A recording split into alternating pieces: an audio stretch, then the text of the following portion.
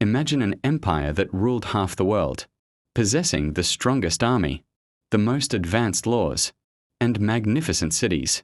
Then imagine that empire didn't collapse because of a single, powerful enemy, but rather, it slowly died from within. This is the story of how the most powerful world in history fell without a cry.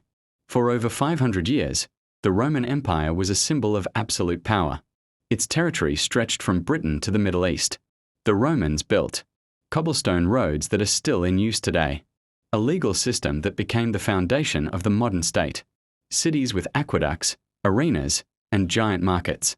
The Roman army was more than just an army. It was a professional war machine. To the ancient world, Rome seemed immortal. And that was precisely its greatest mistake. Rome didn't collapse at a single blow.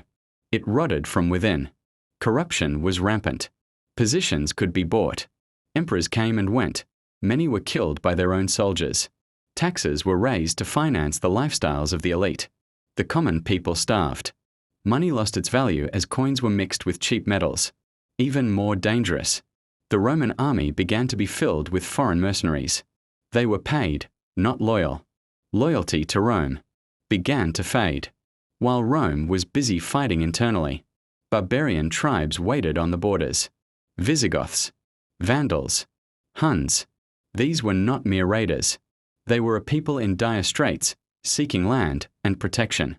Ironically, many of them had initially been allowed in by Rome itself, as allies and soldiers, but their mistreatment led them to revolt. In 410 AD, Rome was sacked. The world was shocked. The untouchable holy city, now burned. It was a bad omen. After the sack, Western Rome never truly recovered. Provinces rebelled. The economy collapsed. Roads were damaged. Trade died. The people no longer trusted the state. They were more loyal to local leaders or the church. Rome lost one crucial thing: its shared identity. It was still called an empire, but it no longer functioned as one.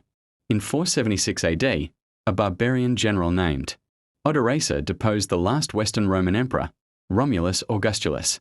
There was no great war. There were no heroic speeches. The emperor was simply removed. The crown was sent to Constantinople.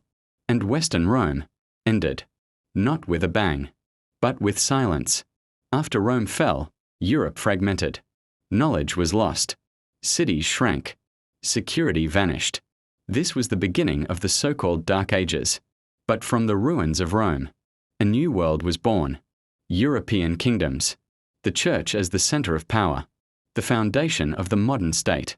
Rome died, so that Europe could be reborn. The Roman Empire taught one important lesson: no power lasts forever. The greatest enemies often come from within. When loyalty is lost, collapse is only a matter of time. Rome didn't fall in a day. It collapsed over hundreds of years. And maybe that is the most dangerous form of destruction.